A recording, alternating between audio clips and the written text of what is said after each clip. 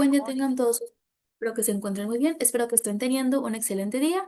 Soy la psicóloga Paula Barrios y les doy la bienvenida a nuestra cápsula número 10.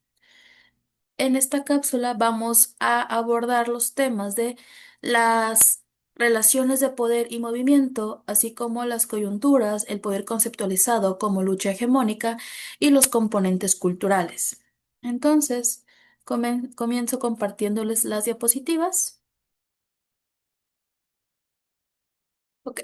El análisis de las organizaciones y los sistemas institucionales alcanza su fase de mayor complejidad cuando abandonamos la quietud de las estructuras formales para observar el control en su estado más puro, que es el movimiento, la inestabilidad, el conflicto abierto por el control del sentido social.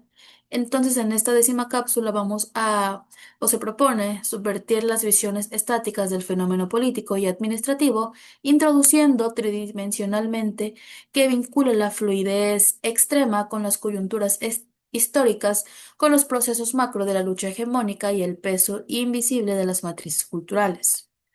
Entonces, vamos a empezar con la naturaleza del poder, que es la ruptura del equilibrio estático.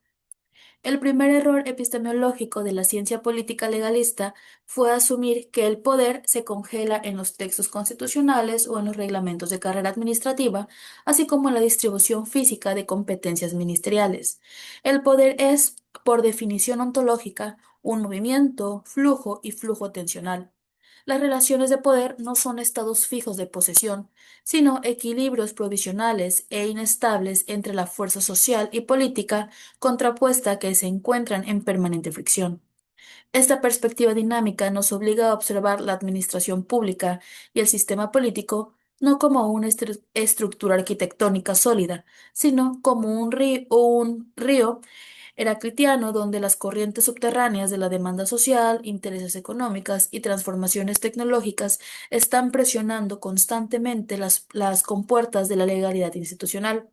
Entonces, el analista no debe de preguntarse qué es el poder en un momento estático, sino cómo es que se mueve, cómo es que se está desplazando este poder de un actor a otro, cómo se acumula en ciertas coyunturas y cómo se disipa cuando las instituciones pierden su capacidad de dar respuesta eficaz ante una crisis de la realidad exterior.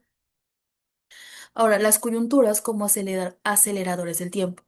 El concepto de coyuntura constituye la categoría metodológica fundamental para capturar el poder en movimiento. Una coyuntura no es simplemente el paso cronológico de los días o una acumulación aleatoria de noticias en los medios de comunicación. Una coyuntura es el periodo histórico acotado desde el tiempo político que acelera de forma dramática debido a la emergencia de una crisis, un conflicto o una contradicción sistémica que el orden institucional habitual ya no puede contener ni procesar a través de sus rutinas burocráticas ordinarias. En la coyuntura, las estructuras rígidas del mediano plazo se vuelven plásticas y maleables. Las reglas del juego que parecían inamovibles pierden temporalmente su eficacia predictiva y coercitiva, abriendo una ventana de oportunidad donde la acción estratégica de los líderes, la audacia discursiva y la contingencia adquieren un peso decisivo. El análisis coyuntural exige que el investigador identifique con precisión el momento exacto en el que el equilibrio previo se rompe, mapeando la velocidad con la que se desplazan las placas tectónicas del poder. La anatomía del análisis coyuntural. Para realizar un análisis coyuntural que supere la mera narrativa periodística y alcance el rigor en la ciencia social, el investigador debe desplegar un procedimiento metodológico estricto basado en la determinación de la correlación de fuerzas. Esto implica desmenuzar la coyuntura en variables operativas esenciales. Tenemos los acontecimientos desencadenantes, que son estos eventos críticos: una devaluación económica, un desastre natural mal gestionado, un escándalo de corrupción gubernamental, que actúan como catalizadores de la crisis. Después tenemos los actores en la arena, que es identificar no solo los actores formales del Estado, sino que los actores emergentes, los grupos de presión, los movimientos sociales y los poderes fácticos que ingresan al conflicto. Y por último, la viabilidad de los proyectos. Evaluar qué es lo que está buscando cada actor en estas coyunturas y con qué recursos materiales, legales y discursivos cuenta el actor para poder imponer su salida particular a la crisis. El cruce de estas variables es lo que permite a ustedes como analistas poder trazar este mapa de la correlación de fuerzas, determinando si la coyuntura se encamina hacia la restauración del viejo orden, una reforma adaptativa del sistema o hacia una ruptura estructural de gran alcance. El concepto de hegemonía. Cuando el poder en movimiento logra estabilizarse tras una crisis coyuntural, no lo hace únicamente mediante el uso de fuerza física o mediante la imposición legal del aparato estatal. Lo hace a través de una construcción de una hegemonía. Formulada originalmente la teoría política por el pensador italiano Antonio Gramsci, esto lo redefine por completo hacia nuestra comprensión del poder macro. Este es el proceso político mediante el cual una clase, coalición, gobernante o un grupo de actores logra imponer su visión del mundo, sus intereses económicos y sus proyectos políticos sobre un conjunto de la sociedad, no como una imposición violenta, sino como este sentido común de la época, es decir, donde este poder se transforma en algo que es aceptado voluntariamente por los subalternos.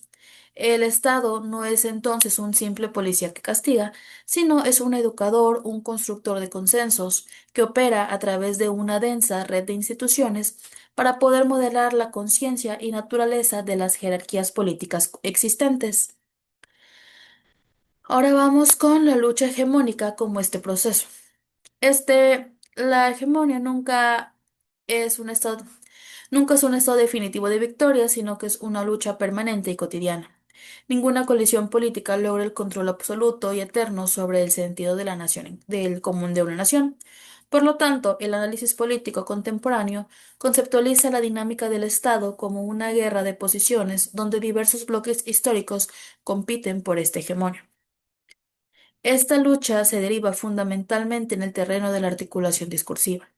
Los actores estratégicos buscan apropiarse de las demandas insatisfechas de la sociedad y articularlas dentro del propio relato político, y quien logre construir el significado hegemónico más potente, es decir, aquel discurso capaz de congregar la mayor cantidad de identidades y aspiraciones colectivas, será quien adquiera la legitimidad para poder dirigir el aparato gubernamental y dictar las directrices de las políticas públicas del país.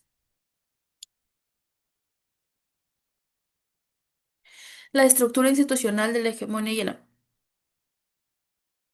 hegemonía Estado ampliado. Para que la lucha hegemónica sea exitosa, el bloque de poder debe colonizar y utilizar lo que Gramsci denominó como el Estado ampliado o la sociedad civil institucionalizada. En la ciencia política tradicional, el Estado se limita al gobierno, los tribunales y el ejército. En la perspectiva del análisis hegemónico, el Estado abarca también estos aparatos ideológicos como son el sistema educativo, los medios de comunicación masiva, las organizaciones religiosas, las fundaciones intelectuales y las asociaciones profesionales. En estas trincheras institucionales donde se disputa diariamente el sentido de lo que es justo, lo que es eficiente o lo que es democrático. El análisis administrativo debe comprender que cuando se debate una reforma en los planes de estudio escolar o se modifica la regulación de las telecomunicaciones, no se están discutiendo meros tecnicismos de gestión pública, sino que se está librando un combate estratégico por el control de la infraestructura de la producción de la hegemonía nacional, perdón. Los componentes culturales. Si la coyuntura es el oleaje superficial y la hegemonía es la corriente marina, los componentes culturales constituyen el lecho del océano político.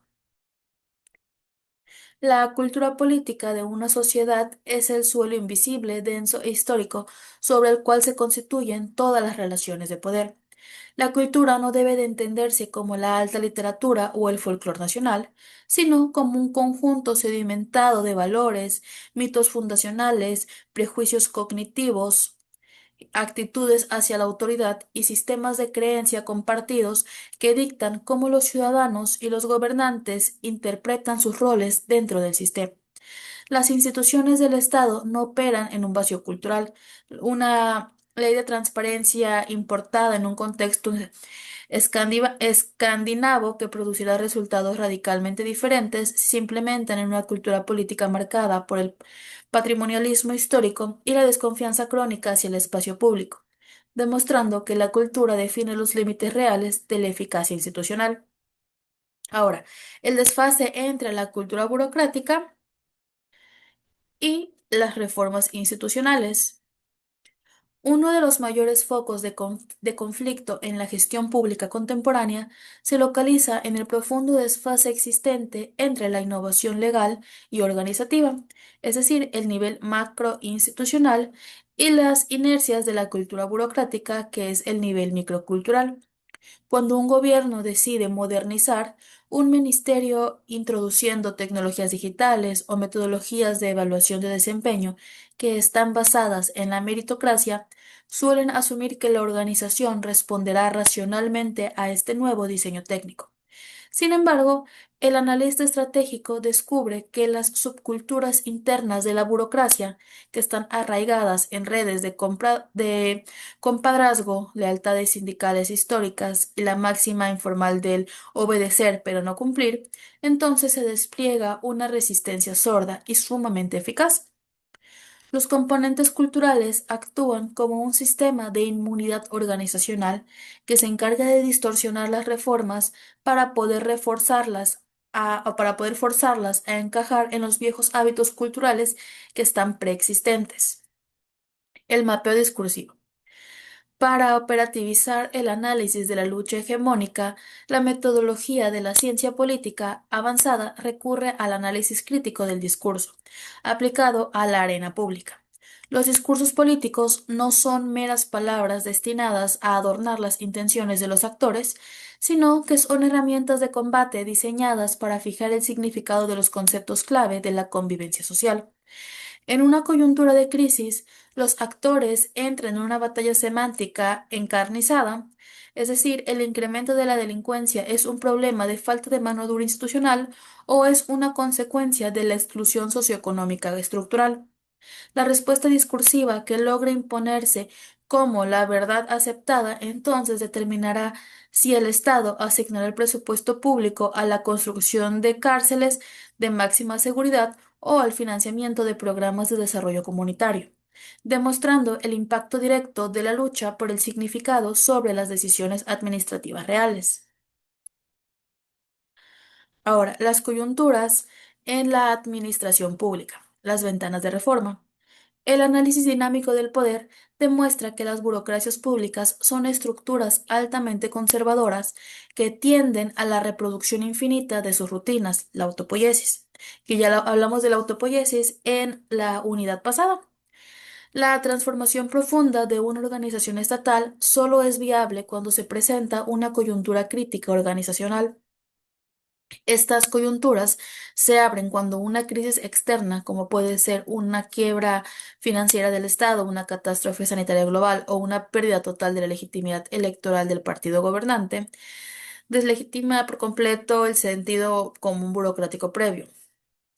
En este preciso instante de fluidez coyuntural, los reformadores estratégicos dentro del gobierno cuentan con un capital político necesario para vencer las resistencias culturales e institucionales, permitiendo rediseñar la arquitectura del aparato administrativo antes de que el sistema político vuelva a cerrarse en un nuevo equilibrio hegemónico.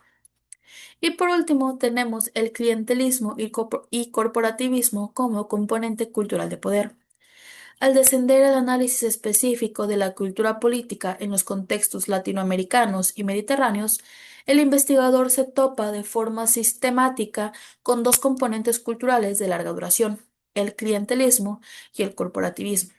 Estos fenómenos no deben de ser despachados simplemente como anomalías criminales o muestras de falta de educación cívica.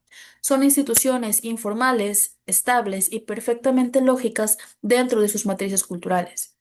El clientelismo opera como un intercambio cultural de favores materiales por lealtad política, mientras que el corporativismo estructura la relación del Estado con la sociedad a través de los monopolios de representación gremial.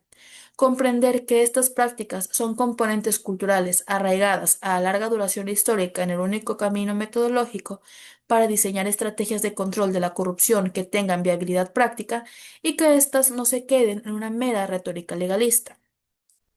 Con esto vamos a dar por concluida esta cápsula. Nos estaremos viendo en nuestra siguiente cápsula, la cápsula número 10. Les recuerdo, soy la psicóloga Paula Barrios. Les agradezco mucho la atención prestada.